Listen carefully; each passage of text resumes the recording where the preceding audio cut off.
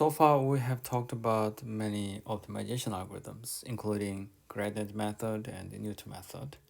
And all these methods are based on the one simple assumption that the parameter space is Euclidean. So especially if we focus on the gradient descent method, then the direction d star can be obtained by this. So we have objective function, and then this one is a current parameter. So we are at this w, and we want to add some direction, which is gradient usually. And then with this constraint, we want to find the best d. When the objective function looks like this in the two-dimensional space. So we have w1 and w2.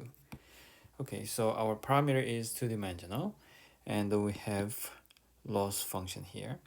And then when we are here, w is here, and then our function, the loss objective function value is here.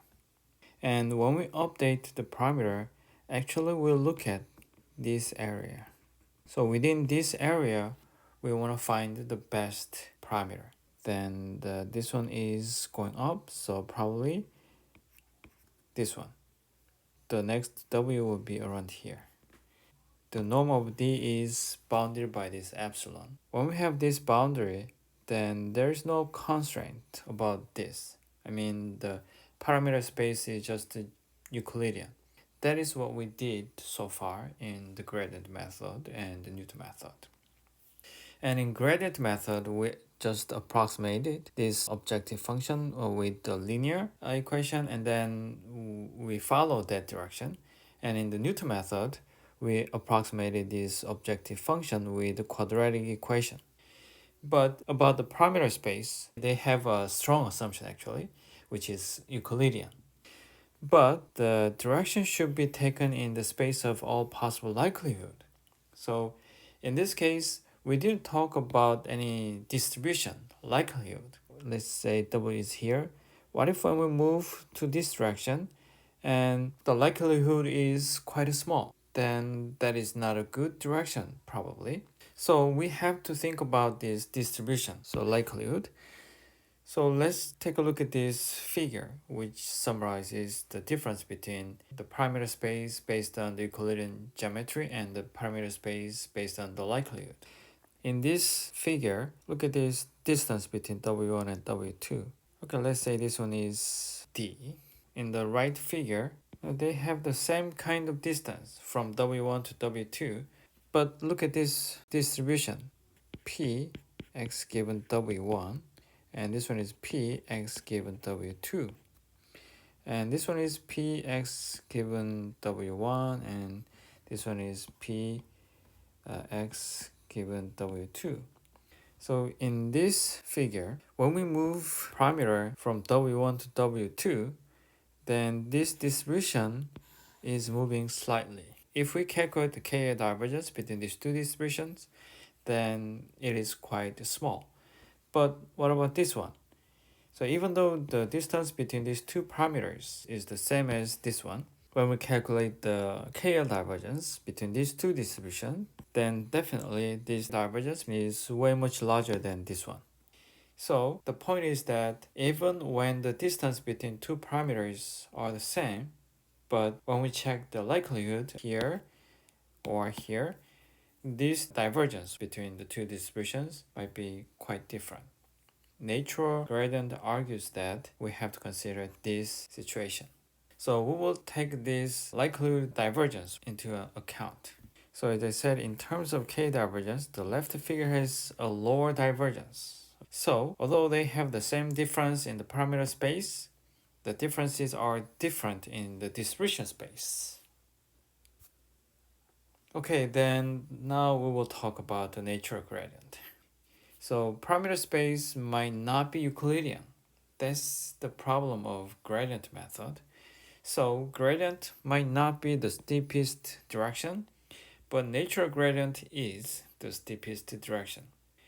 And when the parameter space is Euclidean with gradient g, then update rule looks like this. Okay, I think this is already familiar to all of you. This is a gradient method. And when we check the norm of this update, then this is the amount of update in the parameter. But when the parameter space is non-Euclidean with the gradient g, then this should be like this with this Riemannian metric. So when we have a globe like this, here is Korea, and around here, let's say there is Argentina. Then what is the shortest path from Korea to Argentina? Definitely this is not the shortest path. We cannot go through this globe. We have to follow this sphere.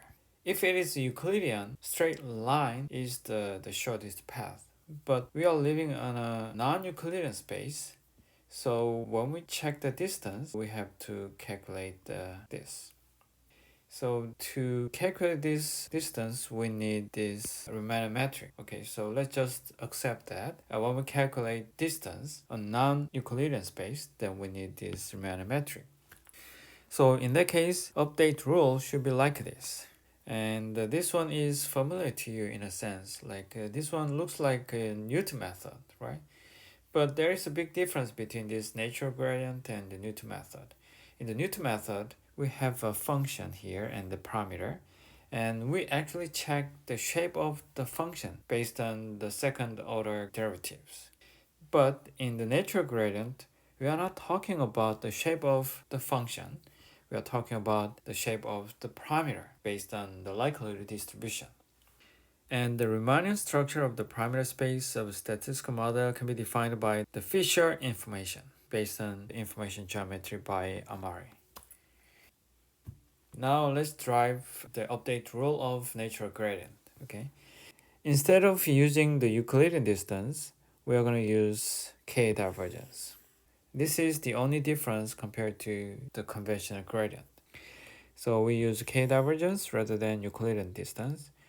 In the Euclidean distance, we used like such that d is smaller than epsilon. This is what we have in the conventional gradient.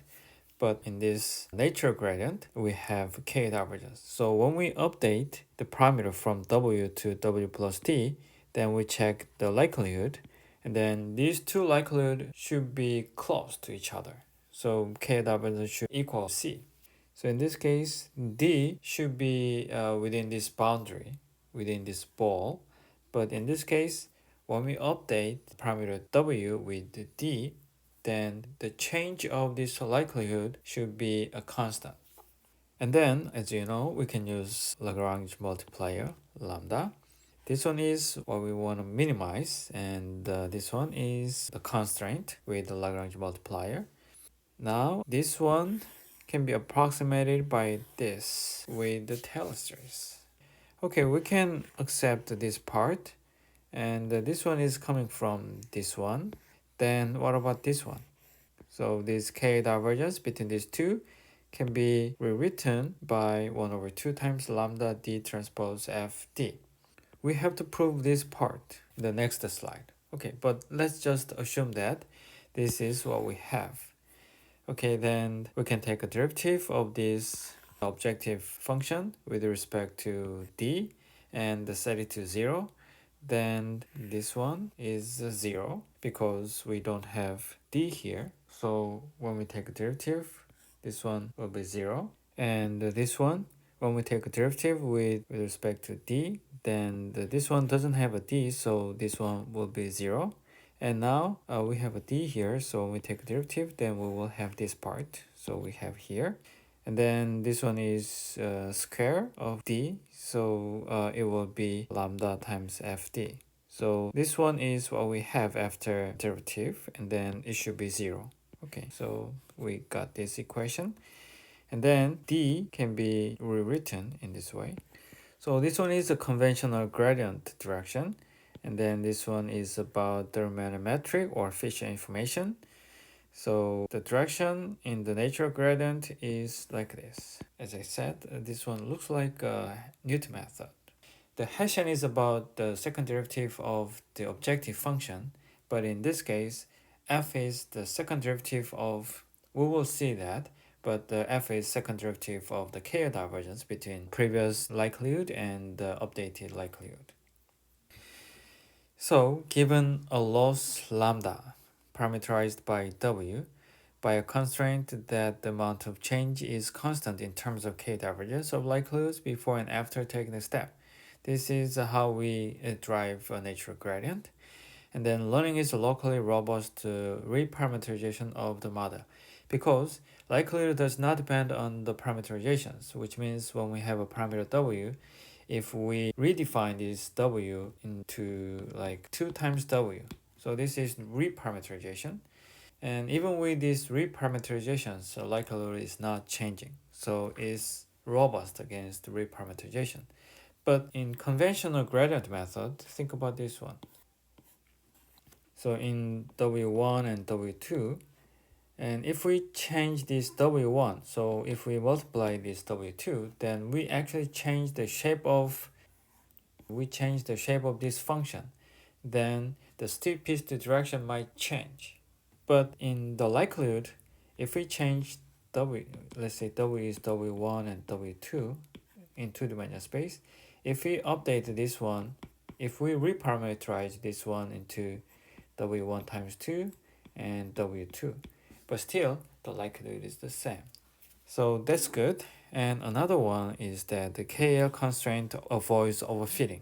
So when do we have overfitting? Usually when we have sparse data samples, and then when we fit a model to that sparse samples, then probably we will have overfitting problem.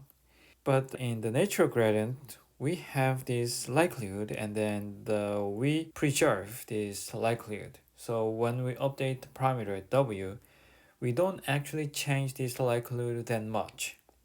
So still we stay in the likelihood kind of situation, which means w is not moving toward some outliers. Okay. But in conventional gradient method, when the direction is wrong and then it's possible to move toward outliers, likelihood of w t plus 1 might be really unlikely. In that case, probably the model can overfit. But in this case, with the k divergence constraint, after updating,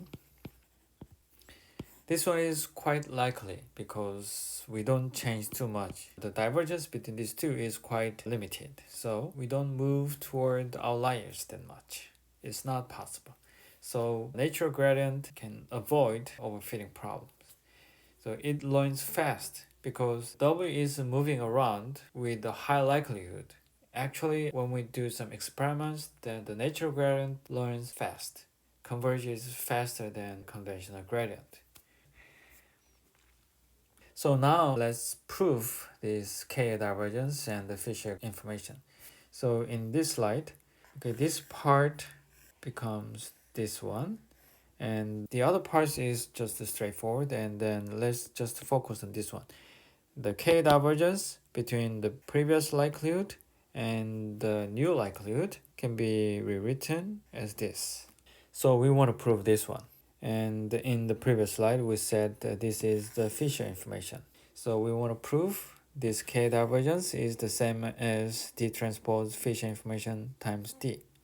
So when D goes to 0, so when we update the parameter just a little, then the D goes to 0, okay, then the KL can be approximated by Taylor series again. So this is K divergence, and then this one is Taylor series, and this one is obviously 0 because we have the same likelihood. And this one is a little tricky, so in the following slides I'm going to show that this one is actually expectation of gradient of log p of x given w, and then this is a 0. I'm going to prove this one in the following slides. And then we have the third term. So this one is actually approximation, which means we have some other terms, but we just approximate ignoring this part. Okay, now this h is the second order derivative, like this, which means h is a Hessian of this Kullback-Leibler divergence, not the Hessian of objective function. And then to prove this, we have to show that f is h. So we have h here and then we have f here. So if h is the same as f, then since this one is 0, this one is 0, then this term is the same as this term. So we prove this one. So f is here. So we have f and we have h. Okay, now we're going to prove this equation. And before proving that, we have to learn some concepts. Okay, so we have to understand the score function. And score function indicates how sensitive P is to W. If the score function is high, then when we move W slightly, the P of X given W moves a lot. So it is defined by the gradient of this log probability. So we can use this notation or this notation. Basically the same thing, but this one is simpler than this one, so I'm going to use this one. Then expectation of this score function is 0. So we want to prove this one because this one is another kind of popular pattern in machine learning. Okay, so I hope you memorize this proof. This one is a score function, and this one is expectation of a score function. And if we rewrite this equation, then we have a probability and the score function and integral. Okay, this is just the definition of expectation. And then look at this one. From the score function, we have this one. How can we do this? I think you are familiar with these terms, so let's use this one. When we take a derivative of log x with x, then it is 1 over x.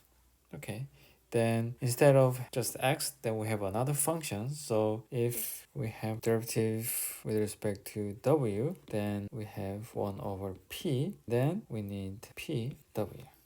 So this one is actually this one, the same thing, and then we have this one. Okay, so from this score function, we can have this one. So in machine learning or deep learning, you will see this kind of pattern a lot. We have a score function. Sometimes we want this one, or from this one, we will use this score function. So they go back and forth, okay? And then we can cancel two terms. Now we have this one. And then we have integral and the derivative, and they are independent. So the derivative moves out, and now we have derivative. And now we have integral here. And this one is 1, because if it is a probability, then it should be sum to 1. Okay, so no matter how you move this w, this one is always 1. So derivative will be 0. So the expectation of score function is 0. Now we want to talk about the score function and the Fisher information. So we will see the relationship between these two. Okay, the variance of the score is defined to be a Fisher information. So if you look at this one is the variance of score. So this one is the derivative of log probability, and this one is another derivative of log probability. And this one is actually measuring the amount of information that x carries about the w. Okay, then this gradient is talking about how much it is changing. This is just a conventional objective function. Then the derivative tells us some information about the shape at this moment. Likewise, this one tells us how steep or how flat the distribution is changing depending on this change of w. So let's accept that this variance of score is defined to be Fisher information, measuring the amount of information that x carries about w. And then it is the same as negative expected Hessian of log likelihood. So we want to prove this one. So the variance of score is the same as negative expected Hessian of log likelihood. Okay, so let's start from this one. So we have a Hessian of this log likelihood. And then, when we have g and f, so when we take a derivative, then it is g dash times f plus g times f dash. Gradient of log p x w was gradient p x w over p of x w.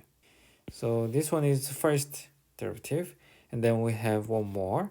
So now we have to take a derivative to this. Then as I said here, when we have two functions multiplied, then we have to apply this rule.